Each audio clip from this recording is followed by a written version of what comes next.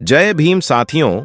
संसद में डॉक्टर अंबेडकर ने कहा था कि मैं यहां पर संविधान की अच्छाइयां गिनाने नहीं आया हूं, क्योंकि मुझे लगता है कि संविधान कितना भी अच्छा क्यों ना हो, वह अंततः बुरा साबित होगा अगर उसे इस्तेमाल में लाने वाले लोग बुरे होंगे, और संविधान कितना भी बुरा क्यों ना हो, वह अंततः अच्छा साबित होगा अगर उसे इस्तेमाल में लाने वाले लोग अच्छे होंगे।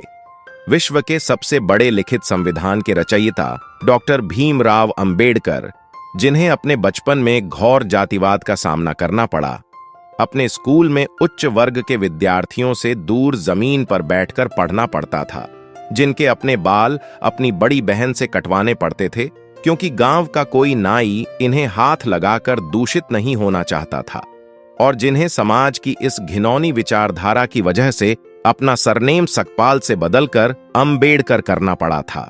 फिर भी वो इतनी शिक्षा प्राप्त कर चुके थे कि उन्हें भारत का सबसे ज्यादा पढ़ा लिखा व्यक्ति माने जाने लगा। कैसे उन्होंने अपने लोगों के हक के लिए दशकों तक आवाज उठाई, क्यों बाबा साहेब अपनी सेहत पर ध्यान न देकर भारत के महान संविधान की रचना कर रहे थे, और आखिर में तो वह अपना धर्म ही बदल बैठे और बौद्ध धर्म अपनाया, और इस धर्म को अपनाते वक्त उन्होंने कौन सी 22 प्रतिज्ञाएं ली थीं जिन पर काफी विवाद हुआ था।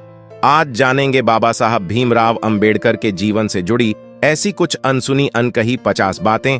लेकिन उसके पहले नए दर्शक जल्दी से चैनल को सब्सक्राइब कर दीजिए। 14 अप्रैल 1891 के दिन मध्य प्रदेश के महू जिले में रहने वाले रामजी मालोजी सकपाल और भीमाबाई के घर एक बेटे का जन्म होता है। और मैं आपको बता दूं, डॉक्टर अंबेडकर 14वीं और आखिरी संतान थे। मां भीमाबाई अपने बेटे का नाम भीमराव रखती हैं। 5 साल की उम्र में अंबेडकर का स्कूल में दाखिला करवाया जाता है, लेकिन छोटे से भीम को जल्दी बात समझ में आ जाती है कि समाज में उनके परिवार के साथ भेदभाव किया जाता है। स्कूल में उन्हें स्टूडेंट्स के डेस्क से दूर कोने में जमीन पर बिठाया जाता था। लंच ब्रेक में उन्हें उस बर्तन से पानी नहीं पीने दिया जाता था जिससे बाकी बच्चे पानी पीते थे। उनके बचपन से जुड़ा एक आंखों में आंसू ला देने वाला किस्सा यह है कि एक बार भीमराव और उनके बड़े भाई को गर्मियों की छुट्टियां मनाने के लिए कोरेगांव जाना था, जहां उनके पिता नौकरी करते थे। दोनों भाई ट्रेन में बैठकर गोरेगांव पहुंच जाते हैं, लेकिन काफी देर इंतजार करने के बावजूद उनके पिता रामजी सकपाल उन्हें लेने के लिए स्टेशन नहीं पहुंचते, क्योंकि उन्हें पता नहीं होता कि बच्चे कौन सी ट्रेन से आने वाले हैं।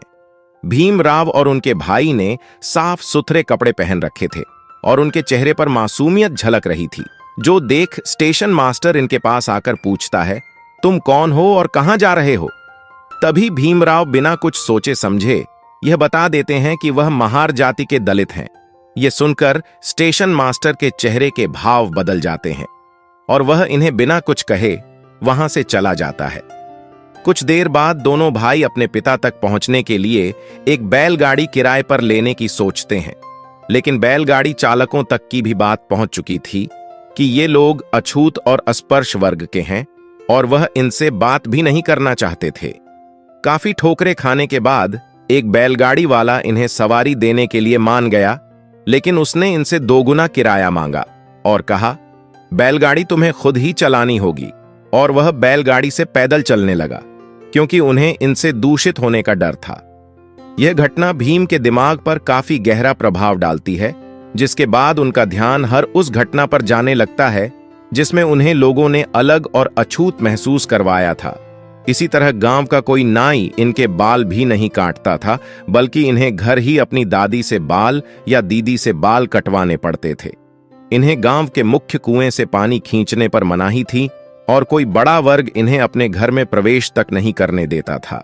इसी तरह बचपन से ही भीम को जातिवाद का अनुभव हुआ और वह हमेशा इसे बदलने के बारे में सोचने लगे, लेकिन इस भेदभाव के बावजूद उन्होंने अपनी पढ़ाई लिखाई से ध्यान नहीं हटाया। भीमराव के कर्म इतने अच्छे थे कि स्कूल में कृष्णजी केशव अंबेडकर नाम के टीचर थे, जो ऊंची जाति के होने के बावजूद भीमराव को पसंद करते थे, और उन्होंने ही भीमराव सकपाल को अपनी सरनेम देकर भीमराव अंबेडकर बनाया था, ताकि उच्च शिक्षा के दौरान उनके साथ भेदभाव ना हो। साथ ही पिता रामजी मालोजी सकपाल बेटे भीमराव को अच्छी शिक्षा दिलवाने के लिए मुंबई ले आए। अब यह शहर तो बहुत ही आधुनिक था, लेकिन यहां भी दलितों के प्रति लोगों की सोच उतनी ही छोटी थी। इसीलिए जब भी भीमराव अंबेडकर की असली पहचान सामने आती, उन्हें जातिवाद का सामना करना पड़ता था। खैर, पढ़ाई में ध्यान देते हुए उन्होंने 17 साल की उम्र में मैट्रिक की परीक्षा पास कर ली। अपने समुदाय में मैट्रिक पास करने वाले वो पहले इंसान थे। इसी साल भीमराव की शादी रामाबाई से करवा दी गई, मगर शादी के बाद भी भीम ने पढ़ाई जारी रखी और अगली इंटरमीडिएट परीक्षा डिस्टिंक्शन के साथ पास की। लेकिन अब उन्हें आगे पढ़ने के लिए उनके पिता के पास पैसे नहीं थे। लेकिन वह कहते हैं ना, जहां चाह होती है वहां राह होती है। और भीमराव अंबेडकर के जीवन में कुछ घटनाओं का घटना शुरू हो गया। आपको बता दें कि जब बड़ोदरा के महाराज ने उन्हें पढ़ने के लिए स्कॉलरशिप दी, जिससे उन्होंने न सिर्फ बीए की पढ़ाई पूरी की, बल्कि 1913 में उन्होंने अमेरिका जाकर यूनिवर्सिटी ऑफ कोलंबिया से मास्टर्स में दाखिला लिया। 2 साल में उन्होंने एमए की पढ़ाई पूरी की और अगले ही साल अपनी पीएचडी थीसिस भी पूरी कर ली, जिसके बाद भीमराव लंदन चले गए, जहां उन्होंने London school of economics join किया। लेकिन स्कॉलरशिप पूरी हो जाने की वजह से वह अपनी पढ़ाई पूरी नहीं कर पाए और बड़ौदा वापस लौट आए, जहां उन्होंने सिविल ऑफिसर का पद हासिल कर लिया। लेकिन यहां भी जातिवाद ने उनका पीछा नहीं छोड़ा और भेदभाव के चलते उन्होंने नौकरी छोड़ दी। 1918 में भीमराव बॉम्बे के सिडेनहैम कॉलेज में लेक्चरर बने। साथ ही उन्होंने दलितों की आवाज दुनिया तक पहुंचाने के लिए मराठी अखबार मूकनायक की भी शुरुआत की, क्योंकि अपने धर्म की वजह से वो इतनी ठोकरें खा चुके थे कि अब उन्हें समझ आ रहा था कि अब अपना हक पाने के लिए उन्हें आवाज उठानी पड़ेगी। इसी बीच कुछ समय लंदन जाकर उन्होंने वकालत में अपनी पढ़ाई पूरी कर ली थी। इस तरह वो अपने जमाने के भारत के संभवतः सबसे ज्यादा पढ़े लिखे व्यक्ति बन चुके थे। डॉक्टर भीमराव बाबा साहब अंबेडकर को शुरू से ही पढ़ाई से काफी लगाव था, इसलिए उनके पास भारत की सबसे बड़ी पर्सनल लाइब्रेरी हुआ करती थी। मशहूर लेखक जॉन गुथर अपनी किताब इनसाइड एशिया में लिखते हैं कि जब 1938 में मेरी राजगृह में अंबेडकर से मुलाकात हुई थी, तब उनके पास 8,000 किताबें थीं और उनकी मृत्यु तक यह संख्या बढ़कर 35,000 तक पहुंच चुकी थी। डॉक्टर भीमराव अंबेडकर के निकट सहयोगी रहे शंकरानंद शास्त्री भी अपनी किताब में लिखते हैं कि मैं 20 दिसंबर 1944 की दोपहर 1 बजे अंबेडकर से मिलने उनके घर गया। उन्होंने मुझे अपने साथ जामा मस्जिद इलाके में चलने के लिए कहा, जो उन दिनों पुरानी किताबों को खरीदने का अड्डा हुआ करता था। जब हम वहां पहुंचे तो लोग उनके चारों तरफ इकट्ठा होने लगे, लेकिन इस भीड़ में भी उन्होंने विभिन्न विषयों पर तकरीबन 2 दर्जन किताबें खरीदी।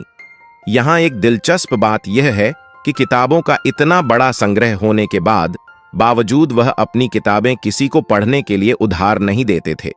किताबें मांगने वाले व्यक्ति को वह मुंह पर कह देते थे कि अगर आपको किताबें पढ़नी है तो मेरे पुस्तकालय में आइए। किताबों के प्रति उनकी भक्ति इस हद तक थी कि वह जैसे ही घर पहुंचते अपने पुस्तकालय में चले जाते। उनके पास कपड़े बदलने का समय तक नहीं होता था, फिर वह एक पुस्तक चुनकर पढ़ने बैठते थे।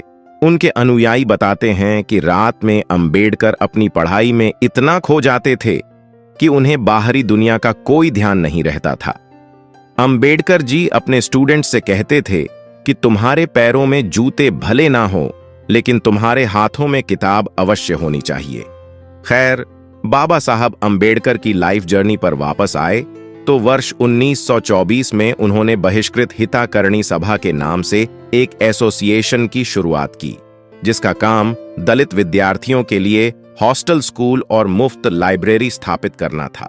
साथ ही वह कई सभाओं में हिस्सा लेकर दलितों की समानता को लेकर सवाल उठाने लगे। फिर चाहे 1927 का महार सत्याग्रह हो, गोलमेज सम्मेलन हो या फिर संविधान सभा में दलित अधिकारियों के लिए आवाज उठाना। इस बीच उन्होंने यह बात नोटिस करी कि महार जाति जिस हिंदू धर्म को मानती है, उसी धर्म की बाकी जातियां उनके साथ अछूत व्यवहार करती हैं। इसलिए उन्होंने 13 अक्टूबर 1935 के दिन नासिक में आयोजित एक सभा में उन्होंने यह घोषणा की कि वह हिंदू धर्म छोड़ने का फैसला ले चुके हैं।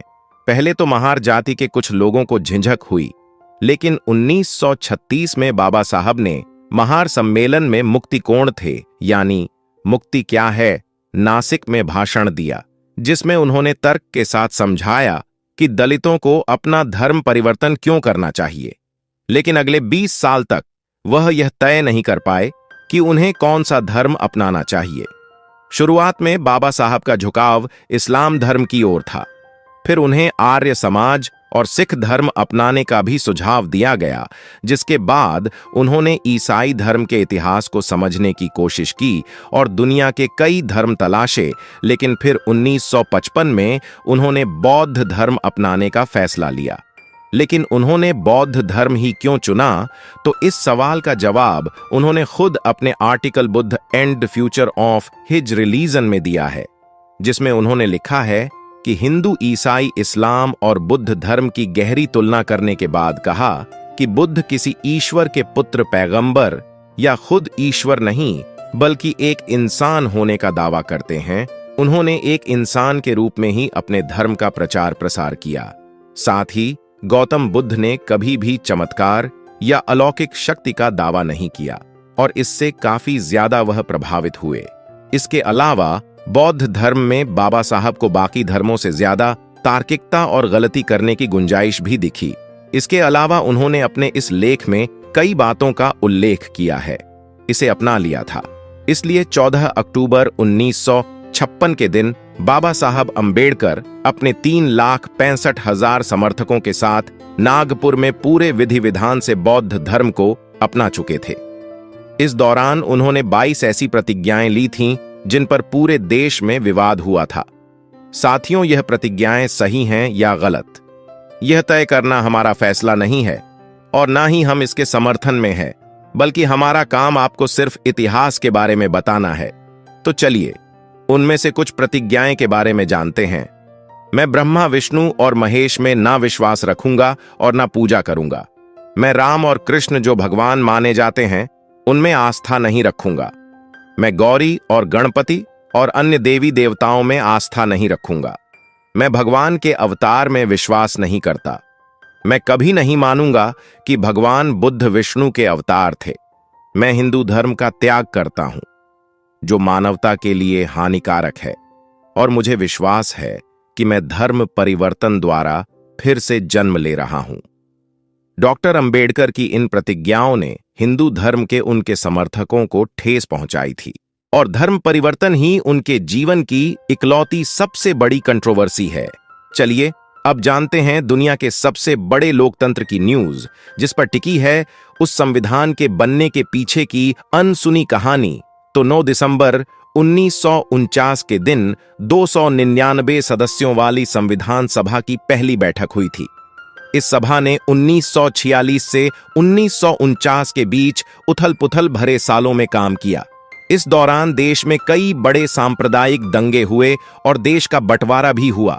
इस कारण भारत और पाकिस्तान के बीच मानव इतिहास का सबसे बड़ा प्रवासी संकट पैदा हुआ। इस दौरान भारत में 550 से ज्यादा रियासतों का मुश्किल भराई का काम भी संपन्न हुआ था। ऐसे में संविधान बनाना काफी मुश्किल था, जिसके लिए उस समय देश के सबसे ज्यादा पढ़े लिखे व्यक्तियों में से एक डॉक्टर बाबा साहब अंबेडकर को 29 अगस्त 1947 के दिन संविधान सभा की ड्राफ्टिंग कमेटी के अध्यक्ष के रूप में नियुक्त किया गया था, जिसमें 7 सदस्य थे। लेकिन कहा जाता है कि संविधान बनाने का 90% काम बाबा साहब अंबेडकर ने अकेले किया था। लेकिन उन्होंने कभी इसका श्रेय अकेले नहीं लिया। राष्ट्रपति महोदय सर, मैं ड्राफ्टिंग कमेटी द्वारा निश्चित की हुई संविधान की रूपरेखा को प्रस्तुत करता हूं और निवेदन करता हूं कि इस पर विचार किया जाए। राष्ट्रपति महोदय सर, मैं इस सदन में उपस्थित उन लोगों में से एक हूं जो जानते हैं कि इस संविधान का मसौदा तैयार करने में डॉक्टर अंबेडकर ने कितनी मेहनत और लगन खर्च की है। शायद सदन को पता हो कि उसके द्वारा मनोनीत 7 सदस्यों में से एक ने इस्तीफा दे दिया और उसकी जगह किसी और को नहीं लिया गया। एक सदस्य थे। अमेरिका में तो उनकी जगह भी खाली रही और एक और सदस्य अपने कुछ कामों में, राज्य के कामों में, इसलिए उनकी जगह भी खाली रही।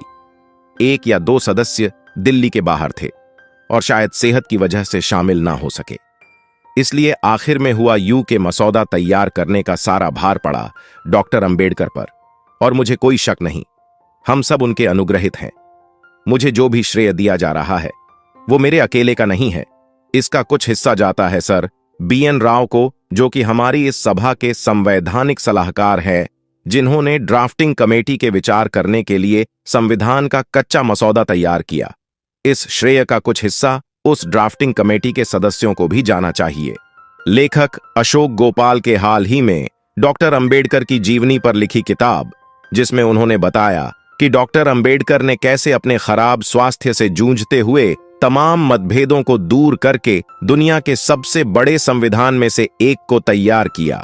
इसके प्रारंभिक निर्माण के दौरान ही 2500 से ज्यादा संशोधन किए गए थे।